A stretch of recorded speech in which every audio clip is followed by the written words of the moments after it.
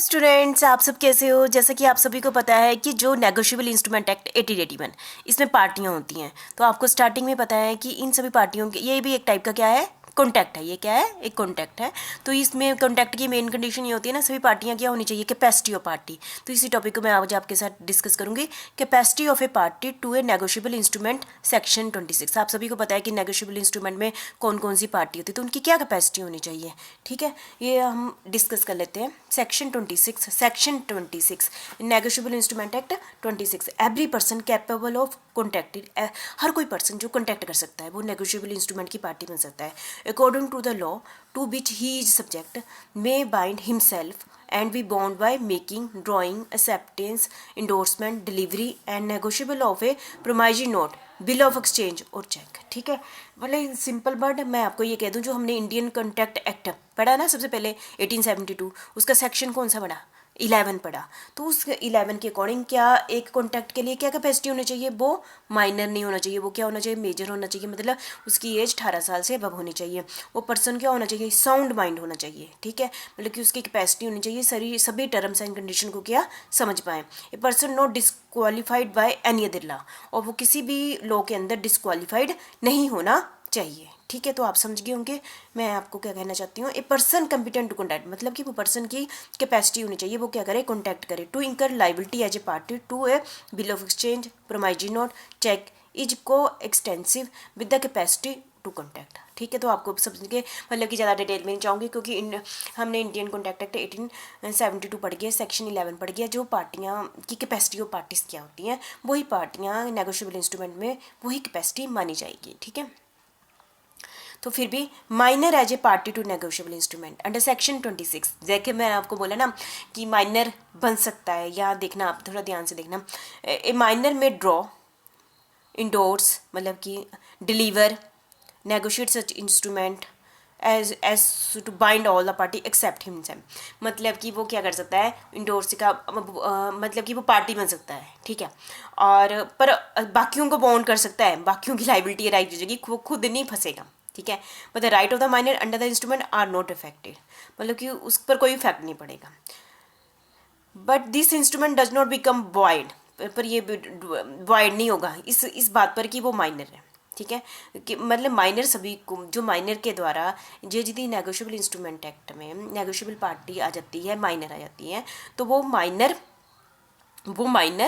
यदि कोई कॉन्टैक्ट करता है वो वॉइड नहीं माना जाएगा, और दूसरी पर वो दूसरी पार्टियों को क्या कर सकता है, बॉन्ड कर सकता है। तो आपने नई चीज़ सीखी ना अंडर सेक्शन 26। अभी मैंने स्टार्टिंग में क्या कहा, माइनर कॉन्टैक्ट नहीं कर सकता, लेकिन मैं यहाँ क्या कहा कि उसका राइट है, वो उसको कोई नहीं हिला सकता, वो दूसरों को बाइंड कर सकता है, पर अपने आप पर उस पर कोई भी बात लाइबिलिटी नहीं आएगी। ठीक है, तो समझिए section 26 corporation as a party. Section 26 ये क्या है, contractual capacity of a company और कॉपरेशन, मतलब कि उनकी जो जैसे कंपनी कॉपरेशन बनी होती है ना, वहाँ पर कॉन्टैक्ट करने की उनकी क्या कैपेसिटी है, उसके बारे में कहाँ लिखा होगा, मेमोरेंडम एसोसिएशन और चार्टर ऑफ कॉर्पोरेशन।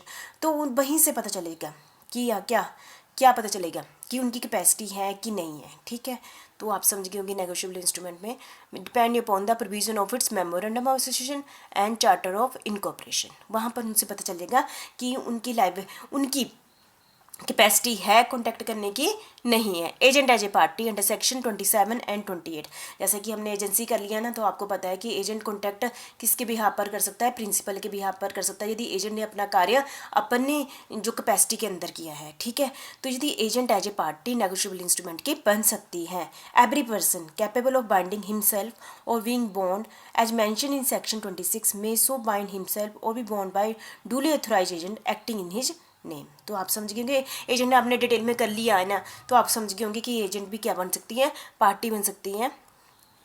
नेक्स्ट है legal representative as a party. Legal representative section 29, यदि हो सकता है ना कि कई बारी कोई दिवालिया घोषित हो जाए या किसी भी रीजन के कारण जो पर्सन अपना लीगल रिप्रेजेंटेटिव नियुक्त किया गया है। ठीक है, तो वो person who sign his name to a negotiable instrument incur personal liability unless, मतलब कि उसकी वैसे तो यदि नेगोशिएबल इंस्ट्रूमेंट पर वो साइन करता है तो पर्सनल लाइबिलिटी बनती है, लेकिन उस पर क्लियर करना पड़ेगा कि मेरी लिमिट इतनी है, इसके बाद है ना मेरी लिमिट इतनी है, his liability to extent of the assets of, मतलब कि उसकी लाइबिलिटी वहाँ पर उसको डिक्लेयर करना पड़ेगा जिस पर्सन की जगह मैं साइन कर रहा हूँ, जिसका मैं लीगल रिप्रेजेंटेटिव हूँ, उसके असेट्स के बेस पर कर सकता हूँ। यदि उस लिमिट से ज़्यादा उसने साइन कर दिए तो वो खुद रिस्पॉन्सिबल होगा। फॉर एग्जाम्पल मैं आपको समझाऊँ, जैसे मैं किसी का लीगल रिप्रेजेंटेटिव हूँ और उस पर्सन की जो प्रॉपर्टी के 50 लाख है, ठीक है, तो मैं नेगोशिएबल इंस्ट्रूमेंट पर कितने तक की साइन कर सकता हूँ, 50 लाख तक कर सकता हूँ। यदि उससे ज़्यादा के लिए मैं करता हूँ साइन तो मेरी लाइबिलिटी बन जाती है, तो मैं रिस्पॉन्सिबल होगा, वो पर्सन नहीं होगा, ठीक है। तो legal representative as a party under section 29, तो मुझे लगता है समझ गए होंगे। पर्सन ऑफ अनसाउंड माइंड, ये एक पर्सन पॉइंट जिसकी सोचने की कैपेसिटी नहीं है, ठीक है, वो चीज़ों को समझ नहीं रहा, वो नेगोशिएबल इंस्ट्रूमेंट की पार्टी नहीं बन सकता, ये ध्यान रखिए, वो नहीं बन सकता। बट लेकिन यूजली अनसाउंड माइंड, ये तो कभी कभी जो अनसाउंड माइंड हो जाता है ना, कभी कभी बन जाता है, may bind himself as a party to a negotiable instrument entered into him during the interval which he is of sound mind. लेकिन वो बाइंड कर सकता है कि जैसे ना यूजली मतलब कभी वो ठीक हो गया, जब वो ठीक हो गया साउंड माइंड है तो कॉन्टैक्ट कर सकता है, ऐसे वो बाकी पार्टियों को क्या कर सकता है, उस पर बाइंडिंग लगा सकता है, ठीक है। पर्सन ऑफ अनसाउंड माइंड, जब जिस समय वो साउंड माइंड है उस समय वो नेगोशिएबल इंस्ट्रूमेंट की पार्टी बन सकता है, मेनली ये कहने का मतलब है। नेक्स्ट है partner in a partnership firm, partner in a partnership firm, in a trading firm, every partner authority to bind his, मतलब सभी पार्टनर अपने लेवल पर ऐसा काम कर देते हैं ना, वो बाकी पार्टियों को भी, ये एक ने साइन कर दिया तो सारी रिस्पॉन्सिबल हो जाएगी। जैसे आपको पता है ना, drawing, sign making, endorsement, accepting, transferring, कोई भी काम कर देता है तो बाकियों को भी बॉन्ड कर लेते हैं। But a person mainly describing himself as a partner can not bind the firm, ठीक है।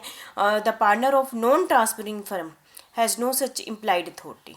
नॉन ट्रेडिंग फर्म के केस में वो उसके पास ये अथॉरिटी नहीं होती है। मेरे कहने का मतलब है, यहाँ यदि पार्टनरशिप फर्म है और एक पर्सन अपने साइन से दूसरों को भी फंसा देता है, ऐसे कह लो, ठीक है, लेकिन यदि नॉन ट्रेडिंग फर्म है तो वो अपने साइन से दूसरे अपने पार्टनर्स को फंसा नहीं सकता, तो वो खुद ही रिस्पॉन्सिबल होगा। बस इतना आप समझिए। और नेक्स्ट है हमारा Hindu undivided family. Hindu undivided family में आपको पता है कि सारी डीलिंग मेन कौन करता है, करता है वो करता की अथॉरिटी होती है, इम्प्लाइड अथॉरिटी होती है, वो मेक करी बन जाता है, इंडोर्स बन जाता है, जो भी करता है ना, बिल ऑफ एक्सचेंज का बन जाता है, तो उसकी क्या बन जाती है, पर वो उसके काम से वो बाइंड के किसको करता है, सभी मेंबर को, फैमिली मेंबर को भी कर देता है, ठीक है, क्योंकि जो वो कार्य करेगा उसकी रिस्पॉन्सिबिलिटी पूरी फैमिली को भी भुगतनी पड़ेगी, कहाँ तक, जहाँ तक उसकी संपत्ति है, ठीक है।